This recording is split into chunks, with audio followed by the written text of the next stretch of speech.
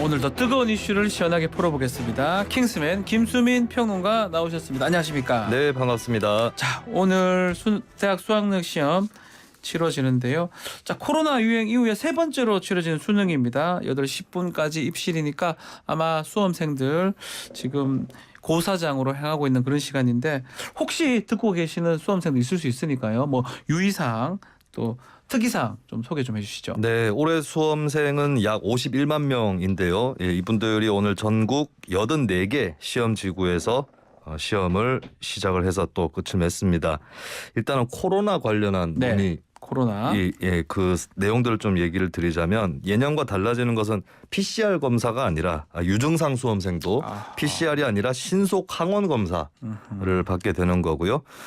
그리고 그 유증상자 같은 경우는 별도 시험실입니다. 그러니까 그 고사장에 가서 거기 안에 있는 일반 시험실 말고 별도 시험실에 가면 되고요. 예. 격리자 수준이었던 분은 별도 시험장으로 가면 되고 병원에서 치료를 받고 계셨던 별도 분들은 시험실, 별도 시험장, 병원 이렇게 그렇죠. 분리가 되네요. 네, 그래서 그렇게 분리돼서 시험을 볼 수 있다라고 하는 것입니다. 네. 8시 10분, 오전 8시 10분까지 수험표, 신분증 지참을 하시면 되고 네. 들고 들어가면 안 되는 것 당연히 휴대전화 아시겠죠? 그리고 이제 뭐 비슷한데 태블릿 PC도 안 되고 네. 그리고 더 꼼꼼하게 보자면 스마트 기기 특히 뭐 손목에 차는 스마트워치라든지 또 블루투스 통신 기능이 있는 이어폰 네. 네, 다 빼고 들어가셔야 합니다. 자, 별도 고사장에 시험 보는 수험생 수는 약 2,300여 명이라고 하니까요. 알아두시면 좋을 것 같습니다.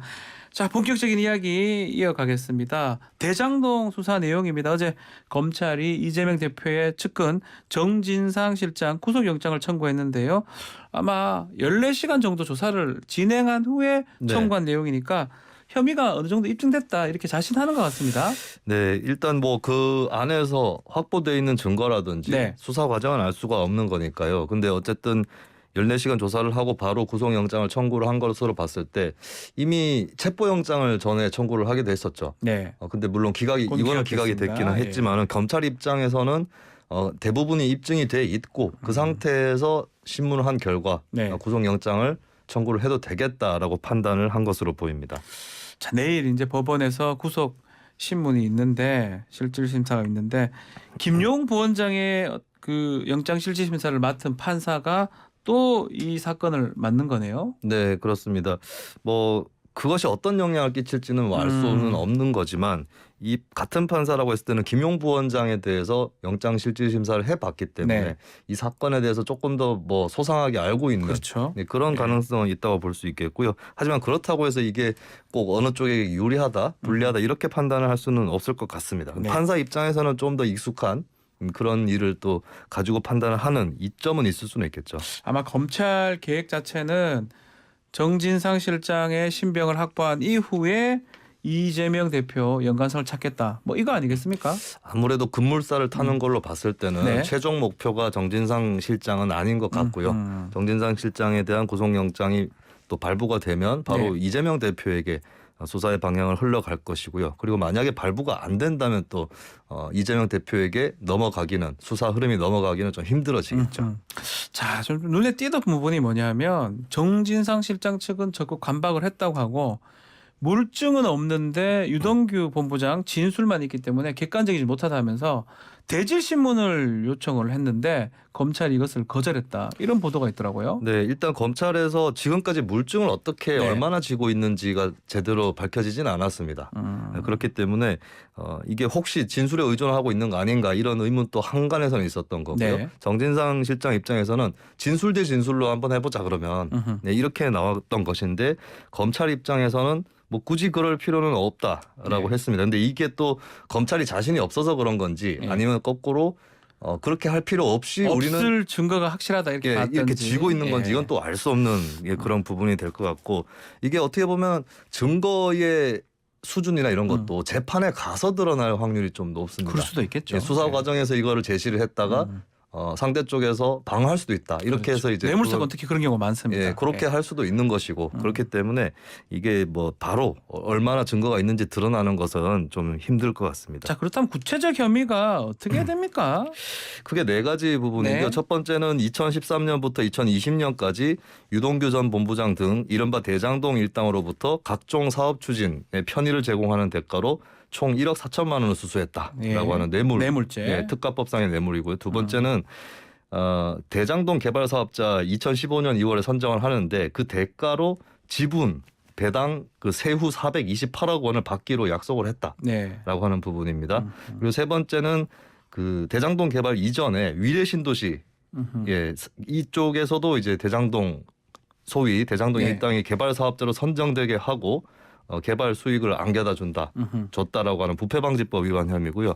그리고 작년에 대장동 수사가 처음 시작이 됐을 때 검찰이 유동규 씨 압수수색을 할 때 네. 휴대폰 버리라고 지시를 했다. 증거인멸 교사. 이 네 가지 혐의를 받고 있습니다. 이 네 가지 혐의 중에 가장 문제가 될 만한 부분이 어떤 게 있을까요? 뭐 사실 네 가지 중에 한 가지라도 혐의가 확인이 되면은 크게 치명타일 것이고 물론 정진상 실장은 모두 부인을 하고 있는데 저는 아무래도 이 검찰에서 정치적 공동체설을 네. 제기를 하고 있거든요. 그럼 이게 사건이 거슬러 올라갔을 때의 시점에 주목할 필요가 있는데 네. 그럼 대장동 개발뿐만 아니라 위례 신도시에서도 과연 결탁이 있었는가? 위례 신도시에서. 예, 거기서 네. 결탁이 있었다고 밝혀지면 대장동에서도 그게 이어진 거 아니냐? 그리고 불법 대선 자금이 또 된 거 아니냐? 이렇게 유추가 더 크게 가능하기 때문에 굳이 제가 한 가지를 꼽으라면은 위례 신도시 부분이 입증되느냐 위례 신도시 아니냐라는 예. 것입니다. 그렇게 된다면 정치적 공동체 얘기를 했으니까 이재명 대표한테 타격을 줄 수 있다. 뭐 이 말씀이네요. 그렇게 밝혀질 경우는 경우라면 네, 알겠습니다. 자, 어제 또 민주당 노웅래 의원에 대한 압수수색도 있는데요. 저 야권에 대한 수사는 착착착 진행이 되고 있는 상황인데 오늘 좀 짚어봐야 될 내용 중에 네, 조금 재판이 좀 지연되는 사례가 있는데 그렇습니다. 그 재판은 뭐냐면 윤석열 대통령 장모하고 함께 기소된 동업자 사건이에요. 네네. 이게 지금 재판만 10번 했고요. 1심 재판은 2년 7개월 넘게 지금 지연이 되고 있는 상황이에요. 그렇습니다.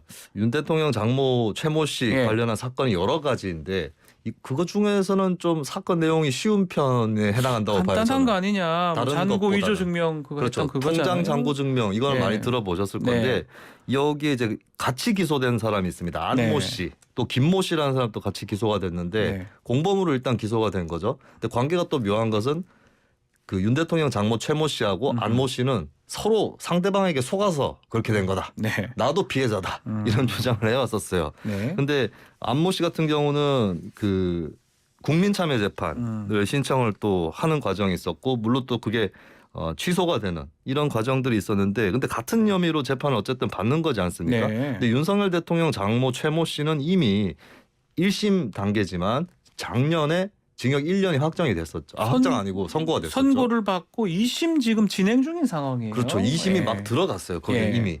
예, 거기는 2심에 이미 들어갔는데 같은 혐의를 받고 있는 동업자 안 씨의 1심 재판이 계속해서 연기가 됐었던 겁니다. 한 10번 연기가 됐었고요. 그러니까요. 네. 그래서 1심 재판만 해도 2년 7개월이 지연이 되고 있다. 라고 이건 하는 사실은 것입니다. 저도 뭐 재판을 뭐 꽤 많이 하고 네. 있는 상황인데 이런 경우는 참 드물긴 드문데 또 검찰이 이미 안 씨한테 징역 1년 6개월 구형을 한 상황이거든요. 네. 계속 여러 가지 이유를 들고 있긴 하지만 법 쪽에서도 아마 이게 좀 이례적이다 이렇게 미뤄지는 게 이렇게 보는 것 같습니다. 네. 보통 뭐 1심의 형사재판 같은 경우는 1년 안에 끝난다. 네, 1년 안에 라고, 끝나기도 네, 하고 그렇게- 구형한 이후 이렇게 끌진 않습니다. 그렇습니다. 네. 구형까지도 하고 했었는데 네. 2년 7개월 넘게 선고가 안 된 거에 대해서는 좀 납득이 안 간다라고 하는 그런 법조인들의 의견이 많습니다. 통계를 좀 보니까 이렇게 2년을 초과한 재판 자체가 2.4%에 불과하다 이런 네. 통계가 있더라고요. 그렇습니다. 아무래도 뭐 사건 내용이 까다롭고 그러면은 네. 2년을 초과할 수 있는 거겠죠. 근데 이 사건이 과연 그런 사건인가? 윤 대통령 장모 최모 씨 같은 경우는 이미 1심 판결도 나왔고요. 그래서 2022년 사법연감 통계를 봐도 1심 전국 1심 합의부 기준으로 불구속 사건의 경우는 끝나기까지 평균 217일 그리고 1심 단독 기준 불구속 사건의 경우는 평균 178일 기간이었습니다. 1년 이내죠 대부분. 그렇죠. 네. 6개월 살짝 넘기거나 네. 1년이 안 되는 그런 기간에 1심은 선고가 됐었는데 이 평균하고 이렇게 따져 보면은 기소된 지 예를 들어서 윤 대통령 장모 최모 씨 같은 경우는 637일 만에 선고가 됐거든요. 이것 자체도 좀 늦죠. 많죠. 다른 평균보다는. 근데 안 씨는 그보다도 더 훨씬 늦어지고 있다. 혹시 이것입니다. 왜 이렇게 늦어지는 이유를 법원에서 밝혔던가요? 이거는 안 씨 쪽 변호인도 네. 안 밝히고 있고 법원에서도 재판 사항이라서 이건 공개할 수 없다라고 하는 입장입니다. 좀 이해할 수 없긴 한데 네. 같은 뭐 공범 내지 아니면 관련자가 지금 2심에 가 있으면 이게 1심에서 끌어지면 네. 그 장모 사건도 늦어질 수밖에 없습니다. 연결이 돼서 그렇죠. 왜 같은 사건이기 때문에 막 네. 기다릴 거예요. 네네. 그 사건 이게 끝날 때까지 기다리기 때문에 혹시나 재판 계속 끌려고 하는 거 아니냐 이런 의심은 될 것 같은데요. 특히 쟁점이 그 윤 대통령 장모의 경우는 문서를 위조한 건 맞는데 네. 사문서 위조 사문서 행사를 한 건 아니다. 그렇죠. 그 입장이거든요. 네. 그게 혹시 이번 재판에도 같이 걸려 있는 것인가? 뭐 그런 걸 가능성도 이런 있을 것도 것 한번 같은데요. 지켜봐야 될 것 같습니다. 뭐 12월 12일 날 다음 재판이 열린다고 하니까요. 이번에도 한번 지켜보기로 하죠. 자, 다음은 좀 국제적인 얘기인데요. 한일 정상회담 있었었는데 지금 정상회담에서 강제징용 배상 문제 이 논의가 이루어질 것이다. 대통령실이 밝혔네요. 네, 그렇습니다. 한일 간의 정상이 처음 만난 것이지 약식 회담. 네. 뭐 그 일본 쪽에서는 뭐 약식 회동 뭐 이렇게 표현을 했었는데요. 그런 것에 이어서 이번에 이제 정식으로 정말 누가 봐도 정식으로 한일 정상회담을 했고 그 동안에는 좀 윤석열 정부가 더 먼저 선제적으로 좀 이것을 협상을 하자. 네. 강제동원 문제를 그렇게 얘기를 하는 편이었고 기시다 후미오 일본 정부가 오히려 좀 이렇게 확답을 바로 주지 않는 그런 페이스였는데 어느 정도는 의견 접근이 이루어진 것으로 보입니다. 네. 그래서 이제 한두 개 해법으로 좁혀지고 있다. 이런 보고를 또 대통령실에서 받았다라고 그렇게 밝히기도 했었습니다. 한두 가지 해법 대통령실 밝힌 그 내용 이게 일본 아사히 신문에서 보도한 내용이 있더라고요. 네. 하해 치유재단 이 잔금을 좀 배상금으로 활용하면 어떠냐. 요게 한 가지 해법일 가능성도 있어요. 두 네. 가지 한두 가지 중에 하나. 네, 사실 두 가지 정도는 이미 네. 설이 나오고 있는데요. 방금 말씀하신 예전에 한일 위안부 합의 때 그렇죠. 만들어졌던 화해 치유재단 만들었었죠. 이 제대로 활동이 안 됐기 때문에 잔금이 있는데 이거를 강제동원 피해자들에게 지급하는 보상금이라든지 이걸로 활용한다라는 아이디어 차원에서 일단 나오고 있다고 네. 하는데 물론 어려움이 있을 겁니다. 그거를 그 목적으로 받은 돈이 아닌데 위안부 피해자분들하고 뭐 상의를 한다거나 설득이나 동의가 돼야 되지 않습니까? 그렇습니다. 예. 그런 쪽을 거쳐야 될 것이다라고 하는 지적이 나오고 있고요. 어떻게 보면 그것보다는 오히려 제가 지금 말씀드리는 게 더 유력할 수 있을 것 네. 같습니다. 이미 이제 한국 정부에 일제 강제동원 피해자 지원 재단이 있거든요. 네네. 이쪽을 통해서 기금을 조성을 해서 재단에서. 예, 그래서 예. 이제 일본 기업이 직접 뭐 법적 배상을 한다거나 뭐 강제 매각, 현금화 시킨다거나 이렇지 않고 그 채무를 이쪽 재단이 갚아주는 형식으로 예, 그렇게 해서 지원을 하는 것이죠. 네. 예, 그 방안이 좀 더 유력하지 않을까 싶은데요. 지금 현재까지 뭐 확실하게 정해진 방안은 없는데, 근데 그동안 기본적으로 나왔던 것은 일단은 그 현금화가 되는 건 막는다. 네. 이쪽으로는 일단 가닥이 잡히고 있는 것 같습니다. 일본 여전히 책임은 한국에게 있다 이런 입장인데 혹시나 우리 정부가 너무 서두르는 거 아니냐 이런 얘기도 있어요. 국민적 공감대가 좀 형성이 됐다고 네. 봐야 됩니까? 어떻게 봐야 됩니까? 근데 이게 지금 한일 간의 대화가 잘 되고 있다고는 하는데 결정적으로 일본 기업 가해 기업 쪽에 네. 사과를 두고 이견이 안 좁혀지고 있다는 그런 관측도 뭐 미쓰비시나 나오고 있습니다. 그런 기업들. 네. 사실 한국에서 다양한 강제동원에 대한 해법이 그동안 제시가 됐는데 네. 최소한이 사과는 해라라는 사과는 좀 거였거든요. 하고 일본 뭐. 정부든 기업이든 사과는 해라. 네. 안 되면은 일본 왕이라도 사과해라. 뭐 이런 의견이 나왔는데 그조차 없을 때 이게 받아들여질 수 있을까? 그러니까 두 가지의 나쁜 경우가 있는 것 같은데요. 네. 보통 한일 관계 전문가들은 진짜 현금화 강제 매각이 돼버리면 네. 강을 건너는 거다라는 얘기를 많이 해왔었습니다. 예. 그게 한 가지의 최악이라면 다른 최악은 사과조차 없고 사과가 없고. 도의적 지원조차 없는 예, 그 두 가지를 다 좀 피할 수 있는 방법이 과연 나올 것인지 이게 좀 관건인 것 같습니다. 지켜보기로 하고요. 자, 끝으로 미국 소식도 다뤄보겠습니다. 미국을 다시 위대하게 퇴임 22개월 만에 트럼프 다시 대선 출마 선언을 했습니다. 세 번째 도전입니다. 네, 대통령 선거에 실패했다가 네. 그러니까 대통령이 재선에 실패했다가 다시 출마하는 사례가 그렇죠. 한 세 번째 정도 되는 것 같아요. 자주 있는 사례는 아니고 네. 특히 미국에서도 이게 뭐 20세기 초반에 뭐 있었다거나 네. 그 정도인데 오랜만에 있는 것이고 뭐 트럼프 대통령 입장에서는 나 아직 안 죽었다 하고 이제 트럼프 대통령은 성대모사 좀 어렵죠? 아 제가 예전에 했었습니다. 하나 해주세요. 네, 근데 제가 트럼프 대통령 목소리를 좀 잊어버려가지고 아 그렇습니까? 예. 다시 좀 들어야 될 것 같습니다. 네. 자, 미국 중간 선거가 좀 중요했었는데 이 공화당이 하원 승리를 하긴 했는데 상원에선 졌어요. 그래서 아마 또 트럼프의 어떤 동력이 좀 떨어진 거 아니냐 네. 이런 분석도 있는 것 같습니다. 네, 하원 의원 선거는 원래 야당이 유리합니다. 예, 미국에서. 유리하다고 근데 그랬고요. 그런 거 치고는 크게 못 이겼고요. 압승은 또 아니었다고 볼 수 있고. 그렇습니다. 예. 그리고 소위 친트계, 네. 우리나라 말로 치면 친트계에 네. 해당하는 공화당 후보들이 많이 떨어졌어요. 친특에 다 떨어졌어요 거의 네, 다. 특히 음모론자들, 네. 부정 선거였다 이렇게 얘기했던 사람들이 많이 떨어졌기 때문에 공화당 내에서도 트럼프 불가론 이런 게 나오는 것입니다. 후보 교체론. 예. 네. 자, 이 지금 대선을 하려면 우리도 마찬가지지만 미국도 경선부터 시작을 해야 됩니다.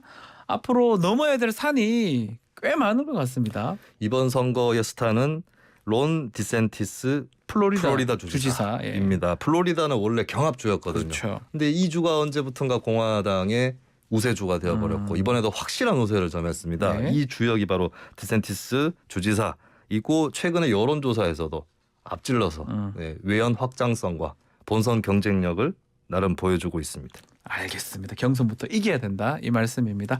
오늘 킹스맨 여기서 마무리를 하겠습니다. 김수인 평론가 감사합니다. 고맙습니다. 1부 마치겠습니다.